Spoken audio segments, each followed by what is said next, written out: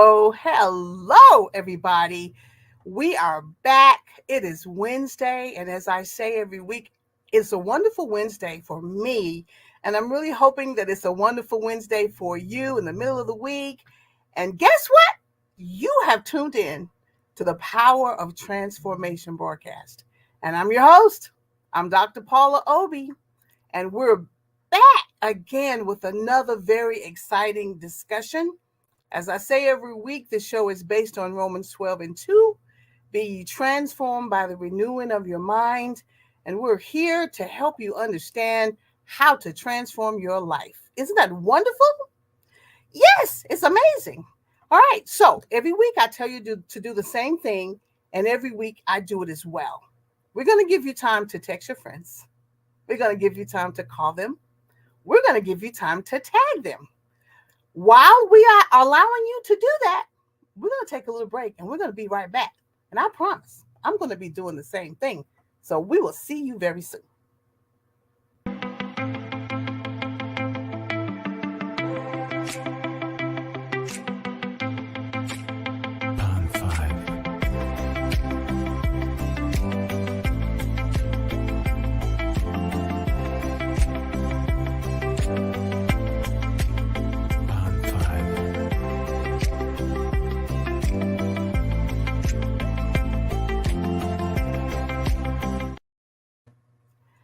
Hello, we're back. And I'm going to tell you every week we bring you a very special guest. And tonight we have another amazing person who, of course, is near and dear to my heart. She is such an amazing young lady. And I'm going to start off by saying this is Audrey's daughter. We'll get back to that in a second. But this is Kaya Ward Shears, and she's the founder of the Journey Collection. She's the daughter of one of my all-time favorite family members who's been an inspiration or was an inspiration and still is for a very long time. And Kaya is just a chip off the block. So I'm going to tell you, unbuckle that seatbelt because she's got a lot to say. And we're just going to have a wonderful discussion as we talk to Kaya Ward Shears tonight. I'm telling you, I'm excited. Kaya, there you are. Hello there. Hi. Hello. I'm so excited. I've been waiting for this day. When we first started talking about having the show, I sent you a text. I'm like, she's one I have to have. And I just have to have the stories in your life and all that you do. Such an inspiration to us all, particularly me. Particularly me. I'm so proud of you. Thank you. The things that you're doing. I'm going to let you talk about what you're doing. I don't know when you sleep. Very carefully. Okay. I sleep very early and I wake up very early. Yes, because every time I see you, you have such wonderful things going on. So I want to talk about whatever you want. Okay. But I want to talk about the Journey Collective. But can we take just a few minutes to talk about Audrey? Yes. Just a second. She's my inspiration. I'm Dr. Obie because of your mom. Oh, thank you. Now, I did not bring my Kleenex. Oh. But if I need them, I'll go get them. But she's my inspiration, and I've always admired her life, and we've had such great conversations that I still replay. Yeah. So I'm very proud of you because I know that what she poured into you, you are pouring into others. So I'm just proud of you. Oh, thank you so much. Yes, she was, and I think continues to be, such a force. Like her basis on so many things was women's empowerment. And even growing up, my whole life since I was 3, she worked at Bennett College for women, and she would get offers to work at much bigger schools and all these things. And I would ask, like, Mom, would you ever think about working somewhere else or doing, teaching what you teach or leading what you lead somewhere else? And she said, God has called me to empower women. God has called me to Bennett. And so just for her to be the kind of woman who always was adamant and intentional about walking in her calling, but also who was so intentional about women's empowerment. I love that her legacy gets to live on between my siblings and I and what we do now. It's amazing. That is so amazing. She planted the seed Yeah. in you and your siblings. And now you get to carry on the vision. Isn't that amazing? It really is. It is Awesome. very empowering for me for sure. We could spend the rest of this evening just talking about her and your dad, and just so many wonderful stories and such great memories of Hmm. how she stepped into others' lives Yes. and really empowered them and gave them the courage to do whatever God called them to do. And Right. you are one of the ones that she poured into, Yes, for and sure. you're doing what God called you to do. So I'm so proud of you. If I had an applause track, I would, just say to God be the glory, start clapping. Because I love the fact that she allowed herself to be empowered with Mhm. God's purpose and then fed that to you and your siblings. And look at Absolutely. us. Yeah, We have a mandate.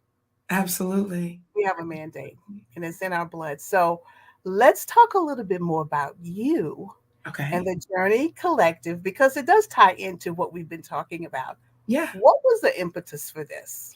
Yeah. So in 2016, I lost mom and dad just 4 months apart. Both were completely unexpected. I was living in Atlanta at the time. I was in seminary, traveling, preaching, doing the thing. Like life was grand. And then mom was out of breath. And so I took her to the hospital, and out of breath turned into, you have 10 months to live. And she didn't even make it 24 hours. It was super duper traumatic. And then 4 months later, dad died of kidney failure. And well, the death certificate says kidney failure, but truly, I say he died of a broken heart. Um, Yes. it was a lot to navigate. I was 29 at the time, and it was heavy, just back to back trauma. I've heard someone say, I saw it read, that grief is like having a head on collision. And if that were the case, I had two head on collisions back to back. And I struggled. I struggled. I'm like, God, I thought I was doing everything right. Like I'm serving in the local church. I'm Yes. in seminary. Like I'm trying to do what you've called me to do. Like, how is this happening? Like I'm fasting, I'm praying, and the weight of it was just so heavy and so debilitating even. Mm-hmm, hmm. And my best friend and I, it was going to be my first Christmas without my parents, and dad was buried literally the week before Christmas. So I wasn't really in the Christmas spirit. I didn't want to. I think the words I used was, I don't want to be at the dinner table seeing two empty seats. And so my best friend, who happens to be Jewish, she says, you know what? On Christmas Day, I'm not going to be celebrating traditionally. I don't traditionally celebrate Christmas. She was like, so let's go out of town. So being the good friend she was, we went to Florida. And we were in Miami, and there was this gorgeous rooftop of our hotel. And I was on the rooftop, this gorgeous furniture, just looking out over all the lights. And literally in that moment, I was up there by Hmm. myself. And I just looked out, I'd say into the abyss, but I just looked out and I said, God, I am so angry with you. Mm. And as a minister of the gospel, a woman of the cloth, it was a hard thing to reconcile that I was angry at God. I felt too Christian to tell God that I was angry with him. I Mm. felt like I was supposed to ascribe to well, God knows best, and he has a better plan, and all of that is correct, but God also gives us permission to be human, and he gives us permission to be upset and angry and hurt and all the things. And tears just flooded from my eyes as I told God how mad I was at him. And Yes. so with this in mind, after that, I went to sleep, and it was literally the next day. I woke up and God was like, grab your planner. That was weird for me because, and you've been Ooh. the grief of a parent. And so that the challenge it can be, one of the ways grief hit me was I couldn't think of the next day. Right. Thinking of the next day was a day without my parents. And so it was debilitating, it was exhausting, it was frustrating. Hmm. And and so I couldn't, but I was one of those people, I love planner. I mean, I love a good color coded planner. So it was empty at the time because I wasn't trying to think ahead, but I still carried it with me in my Hmm. luggage for whatever reason. And God said, grab your planner. And I just grabbed it. I was like, what do you want me to do? Just sit in bed with it? And I grabbed my planner, and all of a sudden, this mind, which for the 4 months of between my parents passing, I couldn't even think of the next day. All of a sudden, God was dropping vision on me for the month ahead, the months ahead, the quarter ahead, the year ahead. All of a sudden, I went from a space of thinking that my life was completely over and I had nothing to give or live for, to all Mm, of a sudden seeing this shimmer of light. Like maybe I do.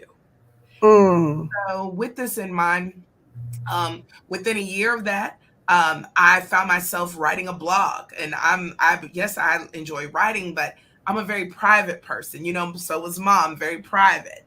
And so as God was nudging me to do a blog, I'm like, God, no, no one's going to relate to this. There's no 29-year-old who's losing both parents. What? Only to write the blog and start getting emails and messages from people literally around the country saying, Kaya, I just went through a divorce. I relate to your blog. What? I'm not divorced. I've never been married. Right. Then Right. getting people saying, Kaya, I lost my child. I'm like, what? I've never, like, what are they reading? And then that's when God downloaded on me. He was like, all of us, everyone has experienced loss. Your loss might be unique to you, but loss as a whole, everyone can relate to it. So I'm thinking that I'm like in this silo with my siblings and I. The truth is, people across the country related to it. And the blog became a book. And then soon after the book, God dropped on me this vision for the Journey Collective. Your journey. Yes. And it literally came from in my time of grief, I gained 50 pounds of emotional weight, emotional eaters awareness right here. It's a thing. Okay. I had eaten myself before I knew it to 50 pounds overweight. And during the pandemic, I had my sweet boy, my first baby. And so then I had about 20 pounds to get off there. Like it was a lot of extra weight that I had put on. And so I just put it on like my social media. Like anybody want to go on a 21-day journey? And I'm thinking we're going to lose weight. Like that's what I'm going to do. I'm going to lose weight. And if some people want to lose weight, I'm thinking we'll just get in a little group and share ourselves working out. That's what I thought it was going to be. And so it started off with 21 people or 23 people, excuse me. And now 3 years later, we have over 700. And it's not just weight loss. God opened it up whereby we focus on the physical wellness, yes, of weight loss or weight sustaining or people who want to get off their medications, people who just want to live healthier lifestyles, healthy recipes. But we also open it up to financial wellness. So there's a financial wellness coach and emotional wellness. We have an emotional wellness coach and then spiritual wellness. I also lead the spiritual wellness component of it.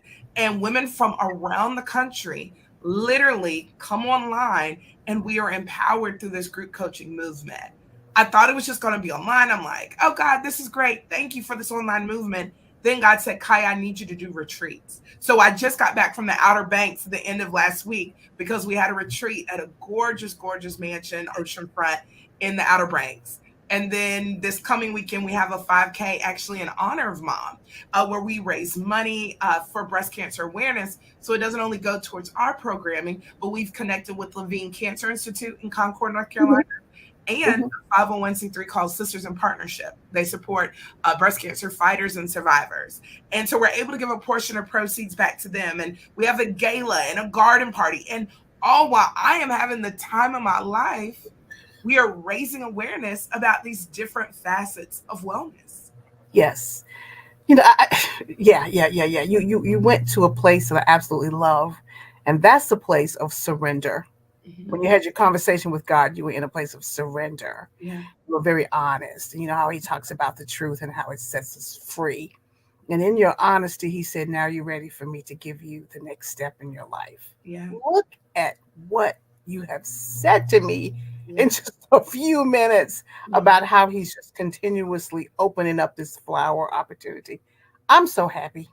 Yeah. I've not gotten to the garden party yet, but I'm on my way. You coming though. You gonna come. You I'm gonna going to be there. come. Yeah. I promise I'm going to come. But let me tell you, what a powerful and a beautiful story. But I want you to do something for me. I want you to go back and look at the pictures Mm, of the folks that attend the retreats. I yeah. stare at those pictures Yeah. because those folks are the face of transformation. Yeah. When I look at them, I go, "You missed it again." Wow. Look at what's going on. Yeah. I'm not sure if you are even aware It's as to how God is using you in this time. it's amazing. It had to be about a year ago. God is blessed with opportunities to minister, right? And one day I was about to minister to a beautiful congregation. And right before I went up, the praise team was just singing, and they were so high in worship. I mean, it was breathtaking. And for a moment, I remember saying, God, if you had given me the gift of singing, and before I could even smile or like, and I said all this to myself, this is how Jesus and I talk. Before I could Yeah. even smile or be like, just kidding, Jesus, I'm happy to minister the gospel in the way I do. All I said was, Lord, if I had had the gift to sing, could tell me nothing. And just as I had that thought, God said, oh no, I said, if I had the gift to sing or played an instrument, those are my words. Right. And before I could even complete the thought, God said, you are my instrument. Wow. And something about that moment and audibly hearing God, imagine trying to go preach after that, right? But in that moment, I remember even after the sermon, coming back to that thought and idea of, I'm an instrument. You're an I'm instrument. an instrument. And that happened about a year, 2 years ago. And I've never been able to release it. So, literally, whether I'm ministering traditionally from a pulpit, whether I'm ministering through the journey or through, I'm a first lady. So, whether I'm ministering to a group there, in all of it, my prayer, my internal prayer is always, Lord, use me as an instrument. I want you to play me. And I think about those people. And Paula, you have a very musical immediate family too, right? Yeah. I don't know how it stopped at me. Like, changing the bloodline and stop. But you have a very musical family. And so, when someone plays an instrument and they play that thing, Mm-hmm. that's what I desire God to do with me. I just want to be the instrument that plays and makes a sound. And one thing God showed me is I'm going to play you and you're going to make a sound. And the souls that are supposed to hear that sound will hear it. Don't Yes. worry about those who don't. But Yes. the people who are supposed to hear you, they're going to hear you. And literally, for every retreat, every garden party, 5K, gala, conference, you name it, they hear it. They hear it. Mm-hmm. And I see it on their faces. We've been talking back and forth in a lot of circles about people loving God and people in the church. What Yes. you're doing is helping people understand the relationship with God that they need. Yeah, for We sure. need a relationship. So he's using you as that instrument Yeah. to build those relationships. Yeah, for sure. If he can bring you out of that situation and do this, it was the relationship with him that mattered. Yeah, The absolutely. relationship that's moving you. You are an amazing instrument Thank to you. use in his hands. I'm so Thank you. proud of you.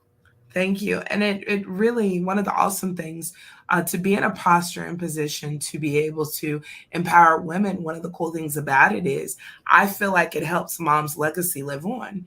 Medical mistrust, as we know, is a huge deal, I think, across many communities, especially in the Black community. And even though mom's death certificate says she died of breast cancer, it was really medical mistrust. I remember her telling me, she said, Kaya, I don't want to be anybody's guinea pig. And that's a hard thing to hear from the woman who you believe can conquer all things and can conquer anything. And so I went through a phase of my grief where I was just angry. That's on the cycle, right? I was angry, like, why didn't mom fight more? Why didn't, and I was really, really angry. And it's through the journey and through being able to empower women and seeing the women who are empowered and touched that I realized mom really didn't die in vain. It wasn't just this aloof, random, death, but through every person who has helped, through every woman who gets a mammogram because of our physical wellness initiatives, for every woman who's getting out of debt because of the financial side or growing closer to Christ because of the spiritual, like all the women who are being impacted by the tears of the journey, each one of those literally makes one of my literal tears have impact. Yes. Like I'm Yes. able to see it was never in vain. It was never on a whim, but her death was very intentional because without it, I may not have started it or may not be doing it in this way. So it definitely brings great intention to my grief. I'm just reflecting on that time. And Mhm. yes, a lot of folks sit back and have their reasons for why they make a decision from a Yeah. medical perspective to give you the for God to give you this opportunity to be the voice now. Yeah. A voice is not hushed. No, not at all. A voice is still speaking. And Yeah. that's okay. Yeah.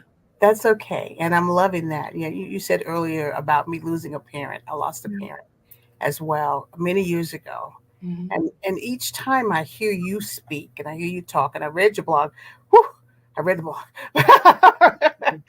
And I thought to myself, only a God can give you a powerful voice Yeah.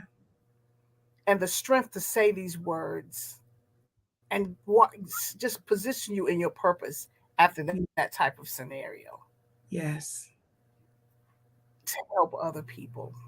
Yeah. He's using every bit of you. He can use me up. I heard He's, a preacher say, and I think it's very much how mom died, but it's how I desire to a million years from now when it's time for me to go up in the rapture, right? I yeah, literally heard a preacher say, I just want to die empty. Like, I don't want to die with anything left, Paula. Like, I don't want to die saying, well, I was going to do this, but I was mad at him. Or I was going to do this, but I just didn't feel like I would. No, I want God to use me up. Like, I want God, when he looks down on earth of who he can use, I want him to start with me. I yes, desire to stay in a posture. God, I can't speak on the obedience of nobody else, but you can count on little old Kaya. If there's something little old me can do, I'll do it. Like, start right here with me. yes, yes. You know what, Kaya? You're encouraging someone now who's probably going through a really time and trying to figure things out and wondering, what are my next steps and how I'm going to get there. After hearing your story, Mhm. and I'm sure they're going to be connecting with you because we're going to definitely give the information. Mhm. I'm sure that there's going to be at least one person who will sit up and say, if Kaya can do it at 29, Come on. I Yeah, can. that's it. Yeah, I can do it. And you may be the reason even now while you're talking, you may be the reason for them sitting up a little bit, Right. paying attention to someone else's journey Right. and how that journey has turned into a powerful ministry Right. that helps women transform Mhm. into the person that God created them to be. That's right. The Bible says that, we're going to suffer in this world many of the afflictions of the righteous, but Right. that the Lord will deliver us out of them all. And Yes. to see you smile and to see those parties and oh Yes. my God, you guys having such a great time. Yes. Oh, who wouldn't want to be a part of that transformation? Right. That's Because it. who would not? And for so long, and we've had a lot of broadcasts for several years ago when my mom passed, we didn't have a lot of awarenesses and conversations about grief and about Right. medical conversation. We didn't have that. Right. But since that time, I am so thankful for where we are. We can get the word out now. Yeah. We really can. Mhm. I We totally. can be that voice. Yes, absolutely. That voice of transformation. And I Yeah. think there's so many people who forget the enemy seeks to kill, steal, and destroy. That's what the word of God says.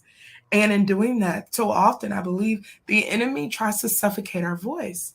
He Yeah. tries to make it feel like, no, no, no, your story isn't good enough. Or no, no, no, you went through that. It makes you less Christian. And that is Yes. not so. The less Christian, quote unquote, parts are actually what attracts people to our story. And I think there's so many women out there who have stories and have books to write and have messages to share, right? And they're scared because they're worried about what people will say about them, what people think about them. But I believe in this season, God is calling for unapologetic daughters, for daughters to walk in their boldness and their authenticity and their God given authority, just like you're doing through this broadcast, Paula, like creating opportunities for people to share their stories and share their passion and share their transformation so that other people can see and say, hey, that's me. Hey, that sounds like me. So kudos to you and the way God is using you in this transformative ministry. I mean, it's really incredible. God is good. One of the things that I know is I have no idea how I got here. Yeah. I say that all the time, but obedience is really important. And when He opens up the door, you have to have the courage to walk in through the Yeah. door. And I'm grateful because when my mom passed, I lost my voice. Mm, I didn't have a wow. I didn't Wow. have the energy to have a voice. I didn't have. So there was, so to be in this place Yeah. tells me that God was going, just stay steadfast, Paula. I have something I want you to do. Exactly. And when we say yes, God then opens up the opportunity. He opens up the door, just like you. Yeah. And I'm grateful because He wants us to be that instrument Yeah. And that's Absolutely, absolutely. And so often we say it, kind of as a soundbite, like, Lord, use me. But it's yeah. like, do you really want me to use you?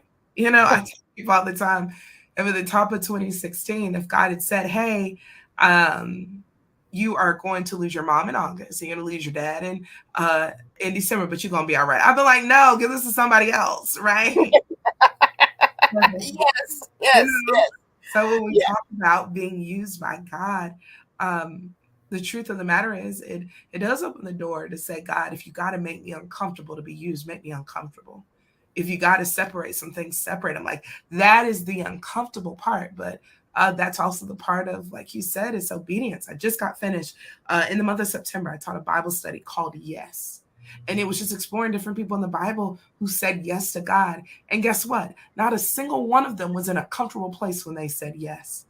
And I think the thing is, so often we think that saying yes to God is a space in which, oh, everything is perfect and everything is lining up and all your friends and family are supporting you. No. Typically we say yes to God, like marriage is on the rocks, people treating you mean, and it's just like, God, what? But the truth of the matter is he desires our yes. And I believe that for some, maybe, that season of transformation, they're on the cusp of it. And they're saying, God, why not? When does it happen? When is it coming? When is my transformation? When is my elevation? And God's saying, it's on the other side of your yes. Yes, I'm trying to imagine for a second what it must have been like in August of that year for you. Yeah. I know what it was like for me. Yeah. And then in December, I'm standing on the sidelines watching. Yeah. And then fast forwarding to today, God is real, Kaya. Man.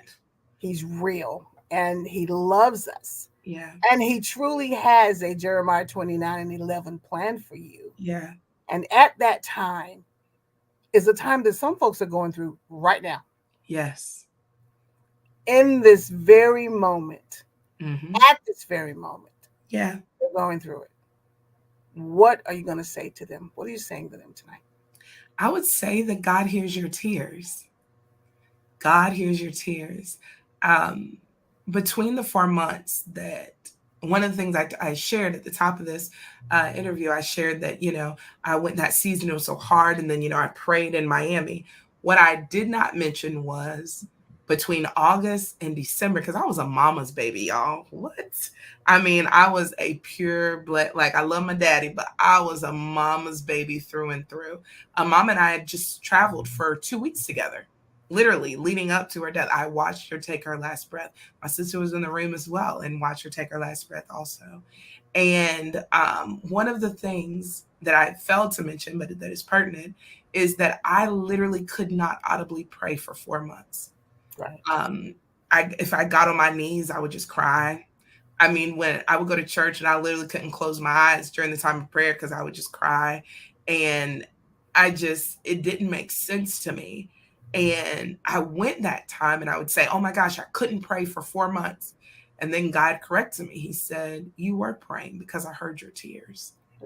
So for that person, I would just remind you that it's a God who we serve, a God who does hear your tears and who hears your moans. And in those spaces, if all you can do is get on your knees, you don't have a liturgy, you don't have a fancy prayer, you don't have anything to offer but your tears or your presence, that's enough.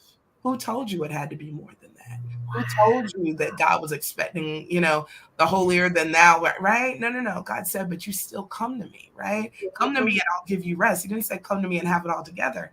He said, come to me and I'll give you rest. And so for that person who, whether because of the grief from death, the grief from divorce, a lost job, or just transition that's left you in grief, for that person, I would remind them, God sees you and he hears you and he hears every one of your tears. He hears every one of your tears. Now that sounds like a book to me, but he hears every one of your tears. What an amazing concept. Yeah. To know that even if I can't say a word and I'm crying, he's listening to the communication through my tears. Kaya, Yeah. that's amazing. Yeah. Let me tell you though, That's the way when one of the ways God spoke it was literally through the story of Hagar. Remember when she and Ishmael they'd gotten kicked out of the house, right? She found herself a single mom. homeless, Yeah. helpless, thought she and the baby were going to die. And the Bible says that she put Ishmael under a broom bush and she walked away crying. And she said, I can't watch this boy die. And Yeah. as she was crying, the next verse literally says, and God heard Ishmael. Yeah. She Yeah. was crying, but then because God heard her, he then saw the boy. And so with that in mind, that's for anyone in a space of giving up, anybody in a space of tribulation and trauma and trials. It's the most beautiful reminder that God literally, your tears opens God's eyes to those even connected to you, for those who are even standing in the gap for, because maybe it's not you who wants to give up, but Right. maybe it's a loved one that you're ready to give up on. Yes. Yes. Mhm. That was powerful. I'm going to definitely go back to this and listen to that again, Yeah. because there are folks who feel like there's a right and a wrong way to go through difficult situations. Mhm. You have just told them, just cry. You're his creator. He's your creator. That's And right. here for your tears. Absolutely. Standing in the gap for someone else. I think that's important. And Mm. you're also an example of once he's listened to your tears, he's going to talk to you. Yeah, absolutely. He's going to download into you something that is so amazing. You're not going to stop crying overnight, but he's going to download a plan for your life and download that purpose. That's You right. opened up you opened up your journal, you opened up your calendar, and he started giving you the vision. Yes. So we're going to encourage people now through their tears, take a moment to listen to what he has to say Yeah, and remove your fear. that's right. How did you learn to trust him at that level? Yeah. So what I had to realize was my whole life, I knew the God who gave. He gave me my parents, gave me a job, gave me, good education, gave. And in that season, I met the God who took away. Mm, But here it is. He was still God. And what I realized was God trusted me enough to show me different sides of him. And if he could trust me enough to show me that, surely I could reciprocate the trust right back to him. right. Also, being in that season where I'd lost them so close, and I know what it's like to lose my joy and my peace and everything in that. Mm-hmm. The truth of the matter is, I had what other choice did I have? Right. Mom used to have a saying growing up. One of the ways she taught us gratitude was she would say, it's not a death.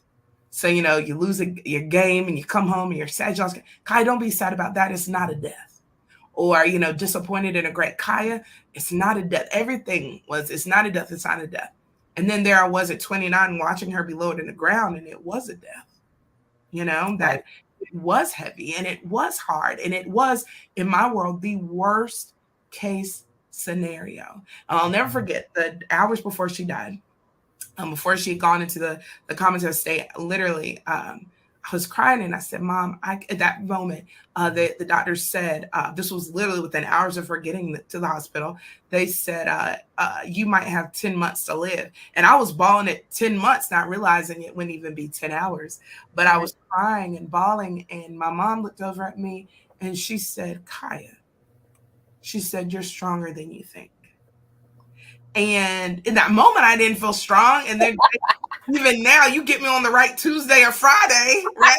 I still don't know if I'm good. But one of the things that I learned and I gleaned from her was she knew she had already taught me who God was. She already taught me how to trust in God, right? I knew how to lean into him. It was up to me if I was going to in that season, but she had already taught me those things. And so when she said, you're stronger than you think, she was literally telling me, I've already equipped you. And I think there's some of us who there are times whereby we feel like giving up, we feel like throwing in the towel. And God's like, I equipped you in the last season for what you're going through right now. Yes, I equipped absolutely. I equipped you for the transformation. Hmm. Hmm. So when he equips us for the transformation, we sometimes think it's going to be an easy road. But what he shows us is that no matter what, he's never leaves us and he will never forsake us. Never. And once we get to that level of trust, that's where we're really pleasing him. Yeah, Because without our faith, we can't please him. What exactly. she spoke in that moment about your strength, Yeah, it planted itself inside of you. absolutely. I see it every single day. Look, Absolutely. look, look at where you are today. I know. Look Yes. how many folks. No, wait a minute. What are you doing this weekend again? I heard it and I made a mental note. What's going on Yeah. this weekend? Because I want to So write it yes, so of course I created the journey in honor of mom, right? And in honor of the pillars that were connected to my healing. I had to be healed in the areas of my spiritual, emotional, physical, and financial wellness. So those are the four pillars of the journey. But throughout the year, we do different events. And this coming Saturday, October 7th at 9 a.m. at Frank Lisk Park, is in Concord, North Carolina. I will be hosting our third annual Journey 5K and Family Fun Run. Over 100 people come together for this, and it is an honor of not just mom, but all cancer thrivers, survivors, or in memory. And we literally have about 20 vendors who come out selling things, and we also have health vendors coming out. And during this time, there's live entertainment. It is very high energy. People come out to run or walk down. 5K, right? Or walk, right? And Oh, the awesome thing is this year, for the first time, we partnered with Levine Cancer Institute and Sisters in Partnership, which is a 501c3 that empowers breast cancer fighters and survivors. And so a portion of our proceeds, we've raised over $25,000. Our goal was $25,000. I looked today and we're almost at $27,000. And a portion of those proceeds will be given to Levine Cancer Institute on their Pink Project or Project Pink. And the other will be given also to Sisters in Partnership. And the remainder will be used for further programming across the country for the journey. So literally, it's mom that's heavy on my mind and heart all weekend long as we celebrate her. I think that's amazing, and you're inspiring me because and this is amazing. I've often wondered what I needed to do Mhm. um, in memory of my mom, Yeah. Reverend Joyce Obie. What do I need to do? And every time I listen to you speak, or every time I read something, I go, it's time Yeah. for you to let the world know who she was Yeah. and who she still is. Right. You. Yes. Yes. So you my inspiration. Something's gonna happen. I don't know what it Yeah. is, but we're gonna do something. It is, and you're right. It helps keep the memory alive because the hardest thing for me was my husband never got to meet my parents. I met him the year after they passed. My kids didn't get to meet them, but through the journey and through these different events, they're going to ask, Mommy, who's such and such, or in the journey, we have a magazine. On the back cover, it's mom's face. It's a picture of us and our pearls. And so, with this in mind, I love being able to say this. And so now my 3-year-old walk up, he'll be like, Gma, mommy, Gma, Gma, and Yeah, so yeah, it's through these stories and through these different things, it keeps her memory alive. And then other people who are so generous with their memory, like you, come and they share stories, even stories I didn't know, or stories that I forgot, or her students at Bennett reach out to me all the time on yeah, Facebook or Instagram saying, hey, 20 years ago, your mom taught me French. 30 years ago, she did this, 15 years ago, and so, and those yeah. let me know that she's not forgotten. It's not just, she doesn't just live in my heart and mind, but she impacted so many people. And so I love the fact that we get to do this in remembrance of her. Absolutely. You haven't just inspired me, just really, really inspired me. And I imagine that you're inspiring others.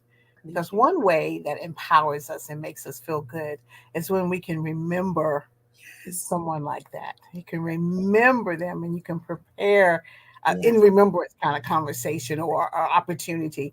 Oh Yeah. yeah, I'm feeling inspired. So thank you for sharing that. Absolutely. Audrey was one of my favorites. She was one of my favorites. Now, You were hers too. it was a You little love tough her for from me. heart. It was a little tough for me, but I'm grateful that her blood is running through my veins. Yes, That I absolutely. get to share that. I get to share that memory. What are your plans? What are your goals for the next year, Kaya? I know you're busy, but Yeah. what are your goals?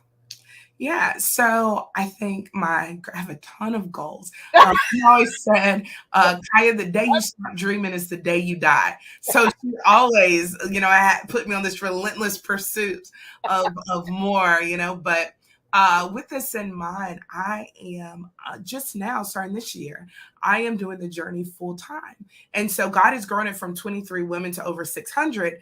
With me doing it part time. Well, now that it's full time, I'm like, let's go, Jesus. Let's see what you do with. Then to have a greater impact, wider, deeper. I plan to have a greater outreach, even more women's programming, spreading the word of the journey, more retreats, more conferences, more women's empowerment literally across this country. And with that said, that's a great segue. How can we connect with you? Yeah, I'm I'm going to be making plans to attend as many of those opportunities as any visits I can. But there's some people who will want to connect with you. How can we connect with you? absolutely. The best way to connect is by email or through my website. So by email, it's Kaya at thejourneycollective.org, or you can just go to my website, which is my name, KayaWardShears.com. KayaWardShears.com. All right.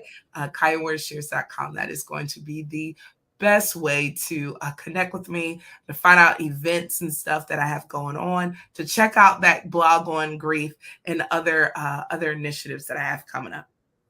So, as a full time person, now you're able to give so much energy Yeah, to that next level of your vision. I'm so proud. I'm so grateful.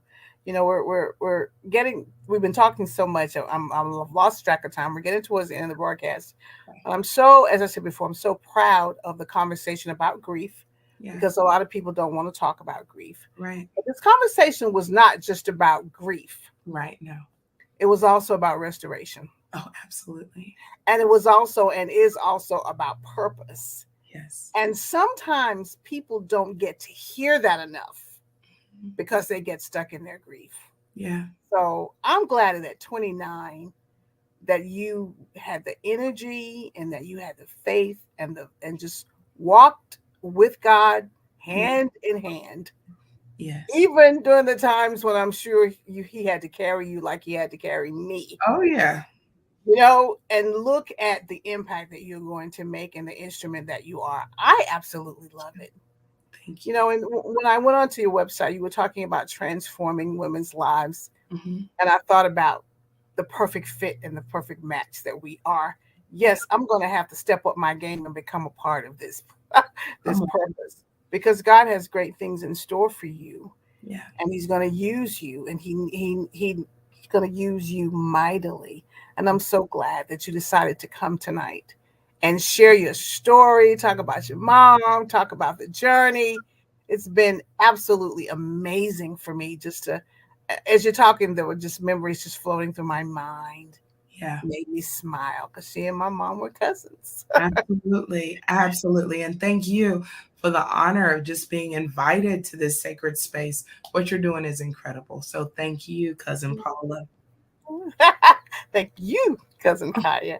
Well, I tell you, we're at the end of this, and as I always ask, I know, right? Time just flies.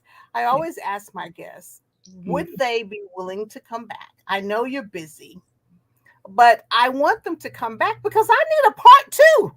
I And got I you. need to get some pictures and some videos of all these wonderful things that you are doing because the world needs to know, women need to know what's going on in that journey collective. So I Yes. would love for you to come back in the future. Would you do that? You know I would. You just call me. I'll be right here. And I'll definitely double check to make sure we get our dates and our times together Yeah. because this is so important. You have uplifted my heart tonight in so many ways. And Kaya, when we get to the end of this broadcast, I say the same thing over and over and over again. You know what I say, Kaya? What's that? I say you have to trust the process Yeah.